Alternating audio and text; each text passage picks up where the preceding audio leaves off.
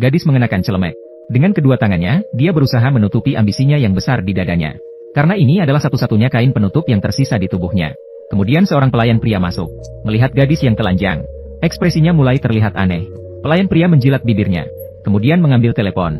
Seseorang yang mengaku sebagai polisi malah memerintahkan dia untuk membuka celemek gadis itu. Namun dia sudah jatuh cinta pada Becky sejak lama. Tidak bisa melakukan hal seperti itu. Hal ini membuatnya mulai meragukan polisi tersebut. Baru saja seseorang yang mengaku sebagai polisi menelepon manajer restoran. Dengan tegas memberitahu bahwa ada pencuri di restoran Anda. Dan mengatakan bahwa dia memiliki bukti rekaman video. Orang ini kecil dan cantik, dengan fitur wajah yang halus dan rambut pirang. Manajer seketika teringat seseorang. Bukankah itu kasir Becky di meja kasir? Manajer tidak dapat mempercayainya. Ketika dia memverifikasi identitas Becky dengan polisi, dia harus mengakui bahwa polisi benar tentang Becky. Namun tidak percaya bahwa Becky akan melakukan hal seperti itu. Manajer hanya bisa memanggil Becky dan menceritakan kejadian ini padanya. Becky dengan enggan mengangkat telepon, berusaha keras membuktikan kebersihannya. Saya bersumpah saya tidak mengambil apapun. Saya tidak mungkin melakukan hal seperti itu. Namun polisi di telepon tidak mendengarkan penjelasannya. Langsung memerintahkan manajer untuk memeriksa saku Becky. Becky tidak punya pilihan lain. Ketika manajer memeriksa semua saku, tidak ditemukan uang hasil kejahatan selain ponsel. Namun ketika polisi mengetahui hasil ini, namun tidak menyerah, maka meminta manajer untuk memeriksa lemari penyimpanan Becky lebih lanjut. Namun setelah pemeriksaan teliti, tidak ada yang ditemukan. Tindakan ini telah melanggar dengan serius privasi pribadi Becky. Namun, situasi belum berakhir. Manajer tidak bisa percaya. Dia ingin Becky melepaskan semua pakaiannya. Kemudian meminta manajer untuk melakukan pemeriksaan badan. Becky merasa ini sungguh merendahkan. Setiap sel tubuh menolak dengan keras. Namun polisi sepertinya sudah memperkirakan adegan ini. Maka mulai mengancam Becky. Jika tidak bekerja sama dalam penyelidikan, maka tunggu polisi menangkap karena menolak bekerja sama dalam penyelidikan. Alasan untuk mengirim Anda ke penjara. Menghadapi pemeriksaan telanjang dan interogasi yang intens, Becky terpaksa membuat pilihan. Di depan semua orang, melepaskan semua pakaiannya untuk diperiksa. Namun polisi meminta, harus ada 2 pimpinan di tempat untuk melakukan pemeriksaan. Maka manajer meminta rekan kerja lainnya terpaksa mengikuti permintaan polisi untuk melepaskan pakaian luar Becky. Meskipun begitu, mereka tetap tidak menemukan uang hasil kejahatan. Namun perilaku polisi saat ini semakin berlebihan. Terus mencoba melampaui batas Becky. Bersikeras bahwa perempuan pencuri biasanya menyembunyikan uang hasil kejahatan di dalam bra. Dia dipaksa melepaskan pakaian dalam terakhirnya. Becky hampir meledak setelah mendengar ini. Namun setelah berpikir sejenak, apa yang bisa dilakukan lagi, toh sudah sampai pada tahap ini. Lagi pula yang memeriksanya adalah wanita.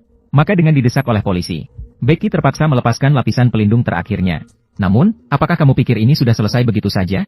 Polisi kembali mengajukan permintaan yang lebih tidak masuk akal. Dia menggunakan alasan melindungi bukti. Memerintahkan manajer untuk memasukkan pakaian ke dalam mobilnya sendiri. Menunggu rekan kerjanya datang untuk mengambil dan memeriksanya. Meskipun benar seperti yang dia katakan, Becky adalah pencuri. Jadi apa gunanya memeriksa pakaian? Namun itulah logika sederhana ini.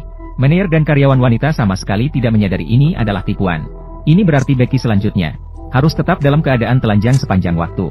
Hanya ditutupi dengan apron yang diberikan oleh rekan kerja baik hati.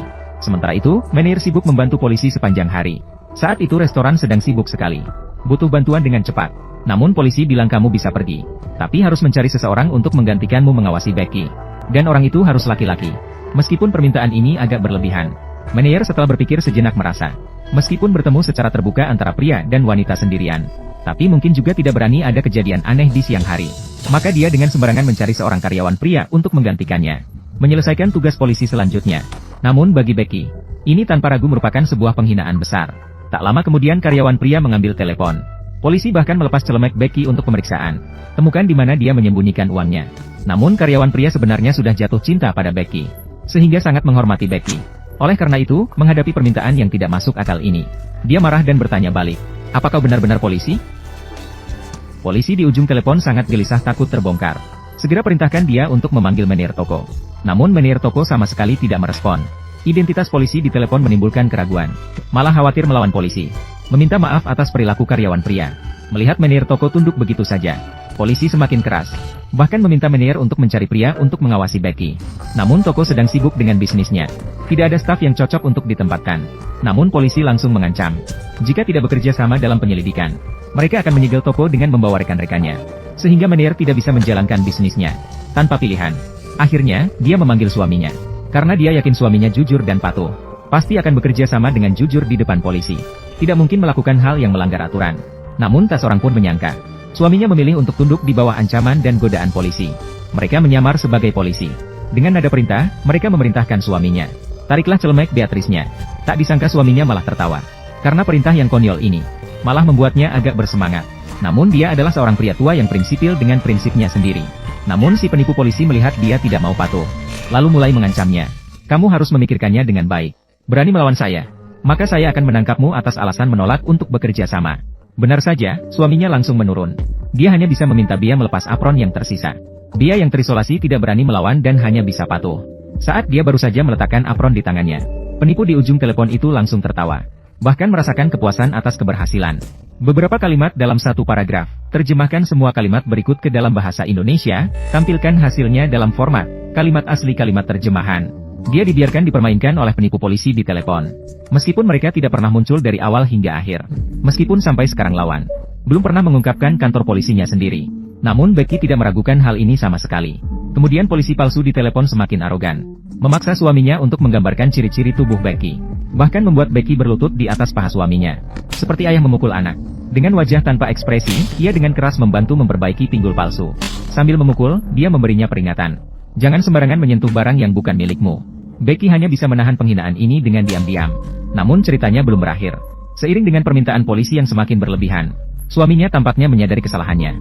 Dia menemui pemilik toko, mengatakan bahwa dia tidak bisa bekerja sama dengan pengawasan seperti itu. Lalu pergi meninggalkan tempat itu. Polisi palsu di telepon meminta pemilik toko mencari pria lain untuk mengawasi Becky. Namun selain pegawai pria, tidak ada yang meragukan identitas polisi palsu ini. Tak lama kemudian, seorang karyawan pria tua masuk ke dalam toko. Sama seperti sebelumnya, masih diminta untuk melepaskan pakaian Becky. Namun pria tua itu menentang dengan tegas. Meminta saya seperti ini adalah pelanggaran hak asasi manusia. Apakah ada yang memberi Anda hak untuk merendahkan seorang gadis seperti ini? Kemudian pria tua itu langsung mencari manajer. Mempertanyakan identitas polisi di depannya. Apakah Anda yakin dia adalah polisi? Apakah Anda sudah memeriksanya dengan serius? Ucapan ini membuat manajer tersadar. Dia segera menelepon kantor polisi terdekat. Baru tahu bahwa mereka semua telah ditipu oleh polisi palsu ini. Saat itu, polisi palsu menyadari identitasnya telah terbongkar.